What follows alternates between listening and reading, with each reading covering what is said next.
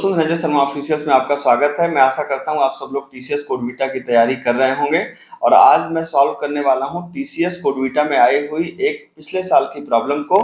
तो अगर आप टीसीएस कोडविटा की जनरल गाइडलाइन को समझना चाहते हैं तो यहाँ पर मेरी टीसीएस कोडविटा की प्लेलिस्ट है, यहाँ पर जाकर के आप चाहें तो आप इस जनरल गाइडलाइन को समझ सकते हैं कि टीसीएस कोडविटा में क्या दिक्कतें आती हैं और बाकी सारी चीज़ें टीसीएस कोडविटा से रिलेटेड। और आज मैं सॉल्व करने वाला हूँ टीसीएस कोडविटा में आई हुई एक प्रॉब्लम को। ठीक है, तो आइए चलिए स्टार्ट करते हैं।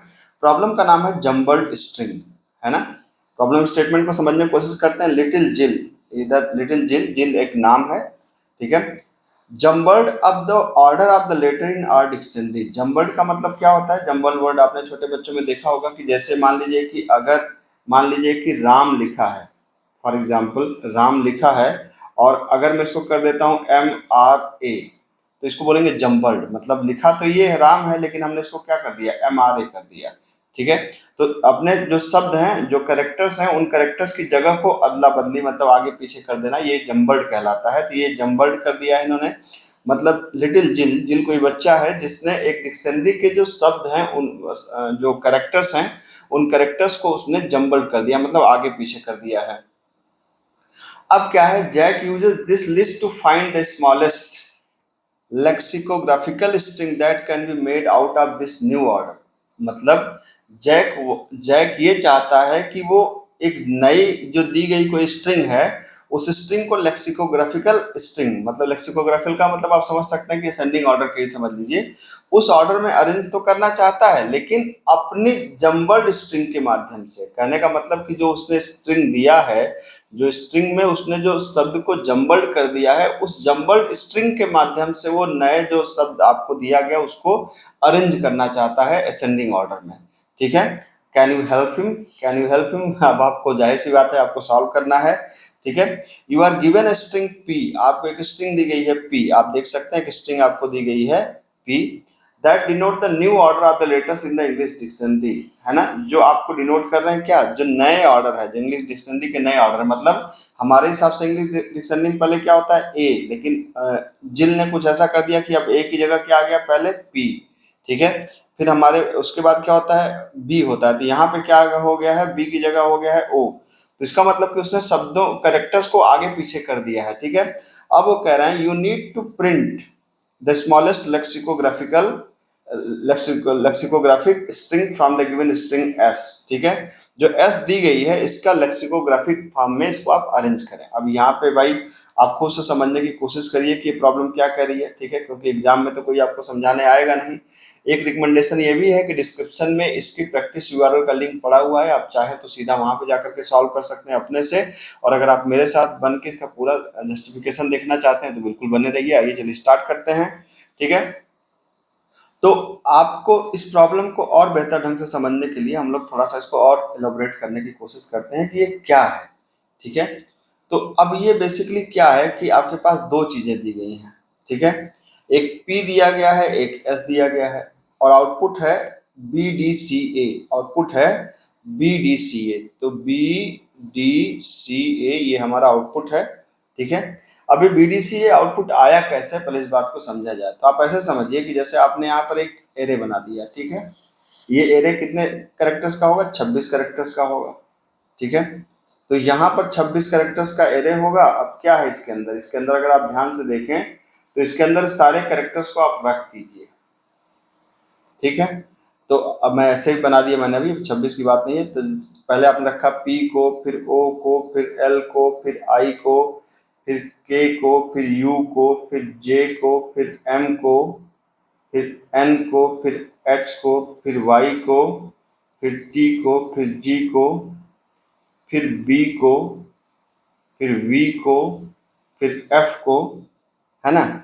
मैं यहाँ तक आ चुका हूँ, आगे जगह नहीं है तो मैं नीचे बना देता हूँ इसको, चलिए, ठीक है। इसको थोड़ा नीचे बना देता हूँ। मतलब ये पूरी पूरी एक समझ लीजिए कि एक एरे बन गया एक तरीके से यहाँ पर, ठीक है। F को, फिर क्या है R को, फिर E को, फिर D को, फिर C को, फिर X को, फिर S को, फिर W को, ठीक है, फिर Q को, फिर A को, फिर Z को, है ना। और जाहिर सी बात है ये क्या हो गया है? 0 1 2 3 4 5 6 7 8 9 10, 11, 12, 13, 14, 15, 16, 17, 18, 19, 20, 21, 22, 23, 24, 25। कुल 26 कैरेक्टर होते हैं, तो चूंकि मैंने 0 से स्टार्ट करा इसलिए 25 हो गया यहाँ पर। ठीक है, अब अगर आप इसको ध्यान से देखें तो ये क्या कह रहा है, ये कह रहा है इनपुट है A B C D, input है ए बी सी डी। ठीक है, तो ये कह रहा है कि अब ए बी सी डी का जो ऑर्डर है, न्यू ऑर्डर, हमें इसको लेक्सिकोग्राफिकल मतलब इसको असेंडिंग ऑर्डर में अरेंज करना है। तो आप कहें यार ये तो असेंडिंग में अरेंज ही है, नहीं, ये असेंडिंग में हमारे अल्फाबेट के हिसाब से अरेंज है। मतलब हम जो सोचते हैं कि पहले ए आएगा, फिर बी आएगा, फिर सी आएगा, फिर डी आएगा, लेकिन जो मिस्टर जिल थे उन्होंने इसके ऑर्डर को बदल दिया है ना। अब इसमें क्या है, इसमें पहले पी आ रहा है, तो अब देखेंगे कि भाई ए का जो ए है वो इसमें किस पोजीशन पे आ रहा है। तो ए किस पोजीशन पे आ रहा है, आप देख सकते हैं ए आ रहा है किस पे, 24th पोजीशन पे। तो यहाँ पे आ गया ए, कहाँ पे आ गया, 24th पोजीशन पे। अब देखिए बी कहाँ पे आ रहा है, ठीक है, बी आ रहा है आपको 13th पोजीशन पे। यहाँ पे आपने देखा कि बी कहाँ पे आ रहा है, 13th पोजीशन पे आ रहा है। ठीक है, फिर आपको क्या देखना है, आपको ये देखना है कि सी कहाँ पे आ रहा है। ये देखिए सी आ रहा है कहाँ पे, 19th पोजीशन पे। आप यहाँ पे देखिए तो सी आ रहा है कहाँ पे, 19th पोजीशन पे। ठीक है, अब फिर क्या आ रहा है, डी कहाँ पे आ रहा है, डी आप देखिए तो आ रहा है 18th पोजीशन पे। इस जगह पे डी आ रहा है 18th पोजीशन पे। ठीक है, 18th पोजीशन पे आ रहा है। अब ये कह रहा है, कहने का मतलब कि अब इसके हिसाब से पहले क्या आना चाहिए, बी आना चाहिए, फिर डी आना चाहिए, फिर सी आना चाहिए, फिर ए आना चाहिए। तो बिल्कुल इसी को मतलब इस स्ट्रिंग को, इस ये जो कैरेक्टर्स हैं, इन कैरेक्टर्स को इस उनके नंबर के हिसाब से सॉर्ट कर दीजिए भाई साहब। ठीक है, तो इनके नंबर के हिसाब से जब आप सॉर्ट करेंगे तो क्या होगा, पहले आ जाएगा 13, ठीक है, फिर आ जाएगा कितना 18, फिर आ जाएगा कितना 19, फिर आ जाएगा कितना 24। करस्पॉन्डिंग कैरेक्टर क्या है, 13 का मतलब आ गया बी, 18 का मतलब क्या आ गया, 18 का मतलब आ गया डी, फिर 19 का मतलब आ गया सी, और 24 का मतलब आ गया ए। बी डी सी ए, यही तो आउटपुट है ना आपका, ध्यान दीजिए यहाँ पे, B D C A is output. ठीक है, तो मेरे ख्याल से प्रॉब्लम का आपको इसका क्रक्स समझ में आ गया होगा कि ये प्रॉब्लम क्या है। तो वैसे तो ये इजी प्रॉब्लम है, बहुत ही सिंपल प्रॉब्लम है, लेकिन इसमें आपको याद रखना पड़ेगा कि कैसे कैसे इसको अब अप्रोच करेंगे आप। ठीक है, तो हम इसको अप्रोच कैसे करेंगे, हम वही करेंगे कि जो हमारा इनपुट स्ट्रिंग है, ये वाली जो इनपुट स्ट्रिंग है, पहले क्या दिए गए, नंबर ऑफ टेस्ट केसेस दिए गए हैं। फिर क्या है, ये जो इनपुट स्ट्रिंग है इसको हम उठाकर डिक्शनरी में डाल देंगे। फिर ये जो है इसके हिसाब से हम एक एरे बना करके उस एरे को क्या करेंगे, हम उस एरे को के अंदर हम उसकी करस्पॉन्डिंग वैल्यू डाल देंगे। फिर हम इस एरे को क्या है, जो इस एरे होगा इसको क्या कर देंगे, सॉर्ट कर देंगे, और सॉर्ट करने के बाद करस्पॉन्डिंग कैरेक्टर को प्रिंट करवा देंगे। कोई दिक्कत, मेरे ख्याल से अब आपको इतनी बात समझ में आ गई होगी। ठीक है, अब इसको अगर आप सॉल्व करना चाहते हैं तो आइए हम लोग चलते हैं सिस्टम पे और इसको हम लोग समझने की कोशिश करते हैं कि इसको हम लोग किस तरीके से सॉल्व कर सकते हैं। तो आइए चलिए स्टार्ट करते हैं। तो यहाँ पर आप देख सकते हैं कि यहाँ पे TCS CodeVita hackerrank.com TCS CodeVita नाम का एक मेरा URL है जिस पर आप हिट कर सकते हैं। ये डिस्क्रिप्शन में मैं लिंक दे दूंगा। यहाँ पर ये हमारी प्रॉब्लम है जम्बल्ड स्ट्रिंग। ठीक है, और ये हम इसको सॉल्व करना स्टार्ट करते हैं। ठीक है, तो आप यहाँ पे देख सकते हैं कि यहाँ पर ये जो प्रॉब्लम है, यहाँ पे आप देख सकते हैं ये थोड़ा गड़बड़ हो गया। यहाँ पे कुल मिला के 1 से लेके T तक मतलब कुल 1000 टेस्ट केसेस हो सकते हैं। जो P की लेंथ है वो 26 हो सकती है। S की लेंथ भी 1 से लेके 100 के बीच में हो सकता है। All the characters in the string SNP are in lower case, ये ध्यान रखने वाली बात है। टेस्ट केसेस, जैसे यहाँ पे इनपुट वैल्यू T2 है तो टेस्ट केस 1 में ये वैल्यू है, इसका आउटपुट है। टेस्ट केस 2 में ये वैल्यू है, इसका ये आउटपुट है। सॉरी, टेस्ट केस में ये इनपुट है P, ये यस है। यहाँ पे टेस्ट केस 2 में ये P है, यस है। इन दोनों का आउटपुट ये है। तो सैंपल टेस्ट केस में क्या है, टेस्ट केस का नंबर 1, यहाँ पे S और P, यहाँ पे उसके हिसाब से आउटपुट। सैंपल टेस्ट केस आपका 2 है, जहाँ पे आप इस तरीके से आप देख सकते हैं। ठीक है, तो आइए इस प्रॉब्लम को सॉल्व करते हैं। मैं सॉल्व करने के लिए क्या इस्तेमाल कर रहा हूँ, मैं सॉल्व करने के लिए जावा इस्तेमाल कर रहा हूँ। तो अब यहाँ पे क्या करेंगे हम लोग, यहाँ पर सबसे पहले तो मैं क्या करूँगा कि इस प्रॉब्लम को सॉल्व करने के लिए यहाँ पर जाते हैं, इसको हटा देते हैं, इसकी कोई ज़रूरत है नहीं। यहाँ पर मैंने क्या यूज़ किया, यहाँ पर मैंने एक लगा दिया स्कैनर, SC=न्यू स्कैनर, क्या लगा दिया, system डॉट इन। ठीक, अब यहाँ पे क्या करेंगे, अब यहाँ पर मैं सबसे पहले क्या करूँगा, INT test cases, number of test cases, तो SC डॉट नेक्स्ट INT। ठीक है। याद रखिएगा एक बात को कि अगर आप जैसे एक नंबर के बाद में कभी भी स्ट्रिंग रीड करते हैं तो ये जो नंबर के बाद जो खाली जगह है ना, ये खाली जगह यूज होती है एज स्लैश एन, तो हमको इसको हैंडल करना पड़ता है। तो यहाँ पर आपको एक एससी डॉट नेक्स्ट INT को एक्स्ट्रा लगाना पड़ेगा, जिससे हमारी वो नेक्स्ट लाइन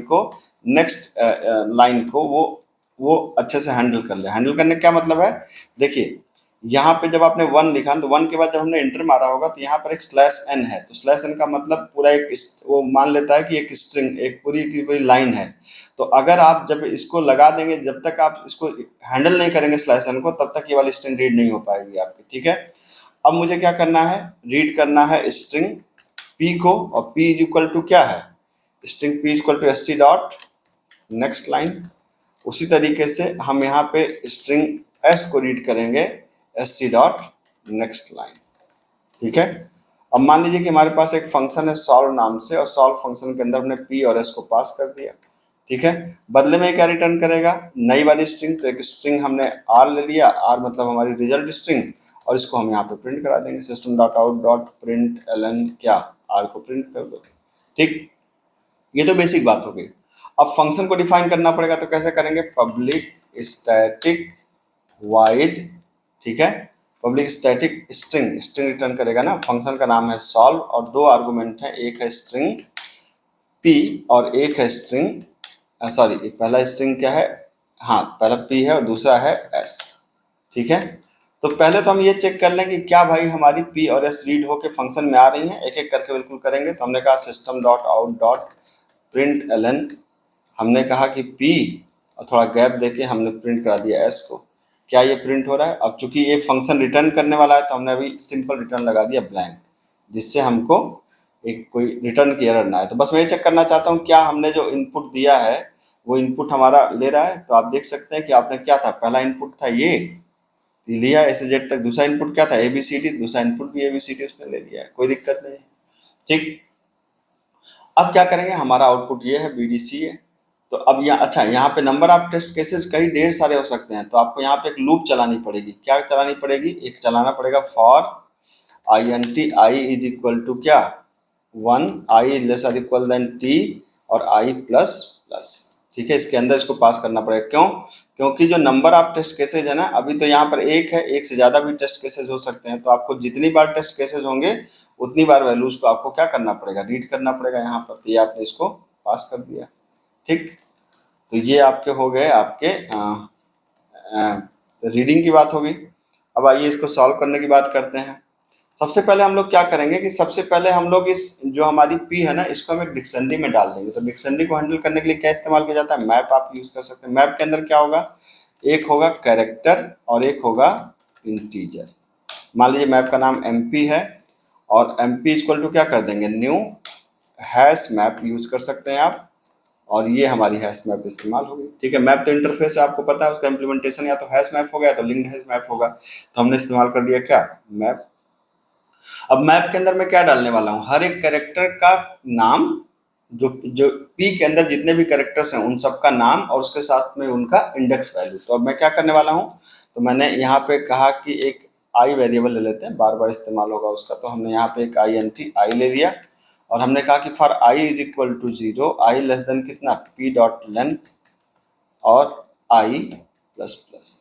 तो अब हमने क्या कर दिया कि मैप MP डॉट पुट, ठीक है, क्या कर दिया, पहला में हमने क्या कर दिया, S dot char at of sorry P dot char at of i, मतलब वो करेक्टर को पास कर दिया और उसका जो आई का इंडेक्स है उसको स्टोर कर दिया। इससे क्या फायदा होगा, हमको ये पता चल जाएगा कि हर करेक्टर कौन सी लोकेशन पे है। अगर आप ये चीज चेक करके देखना चाहते हो, system dot out dot print करके देख लो। ठीक है, यहाँ पे प्रिंट करके देख लो, तो MP के अंदर आपको हर करेक्टर उसकी लोकेशन आपको समझ में आ जाएगी। ठीक है, एक एक करके देखते हैं।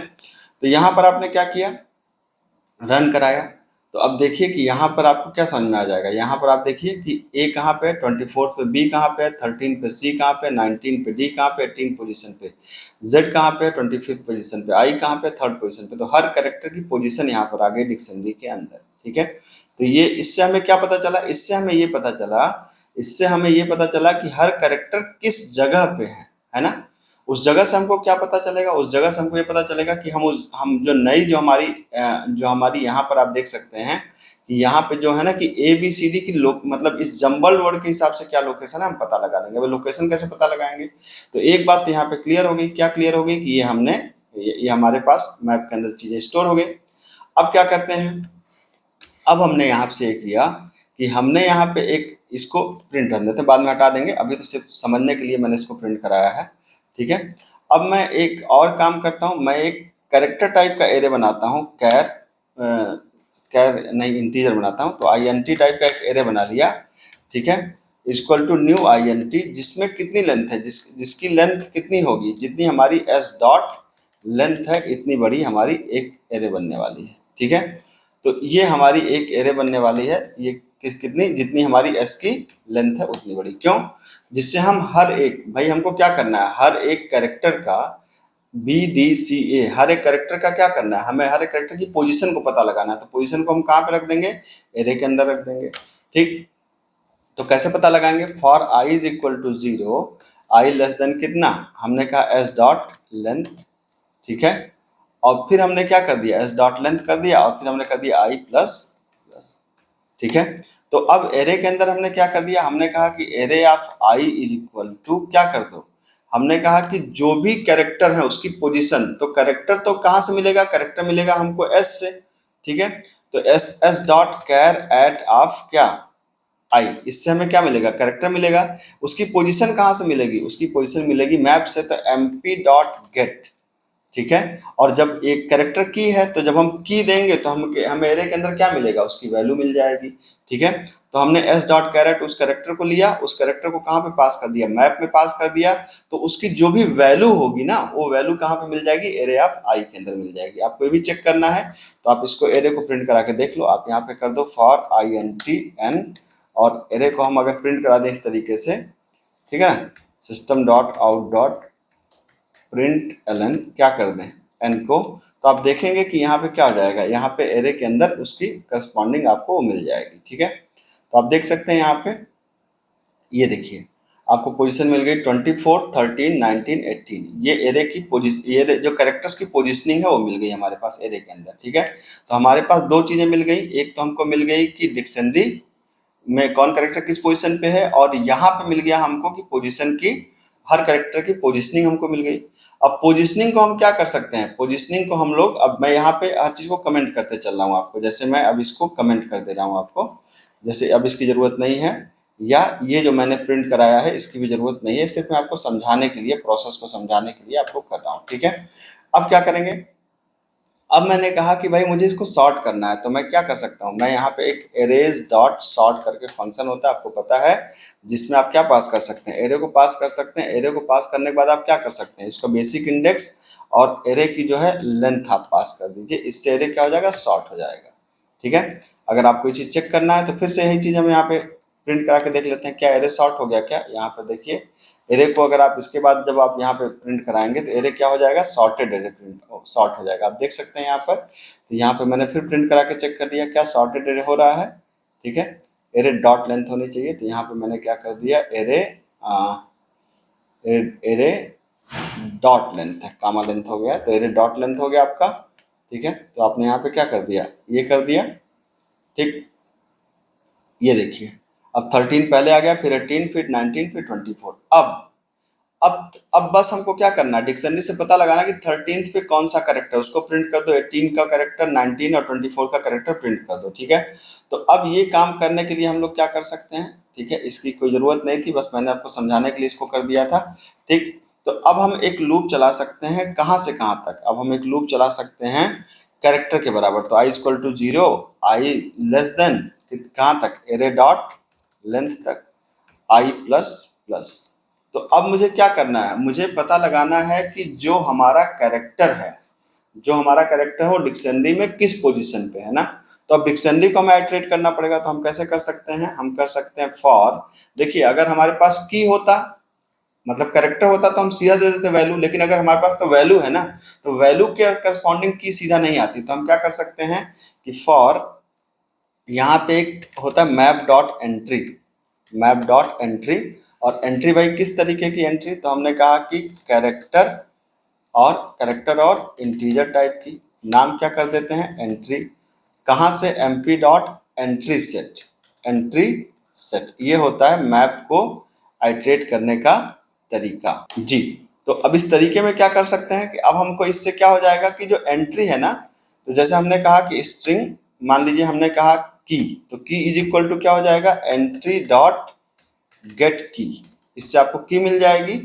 और स्ट्रिंग सॉरी INT वैल्यू, तो एंट्री डॉट गेट वैल्यू से आपको वैल्यू मिल जाएगी। तो ये दोनों मिल गई। तो अब हमने क्या कहा, हमने कहा भाई कि जिसकी वैल्यू, सिंपल है क्या, एक हमने क्या ले लिया यहाँ पर, एक यहाँ पे ले लिया हमने एक स्ट्रिंग वेरिएबल ले लिया रिजल्ट, स्ट्रिंग ले लिया result is equal to blank, ठीक है। और हमने कहा कि जिसकी भी नहीं, जिसकी भी वैल्यू इज इक्वल टू क्या हो, एरे ऑफ आई के, ठीक है। तो R is equal to R plus क्या आ जाए, वो वाला की यहाँ पे जुड़ जाए, है ना।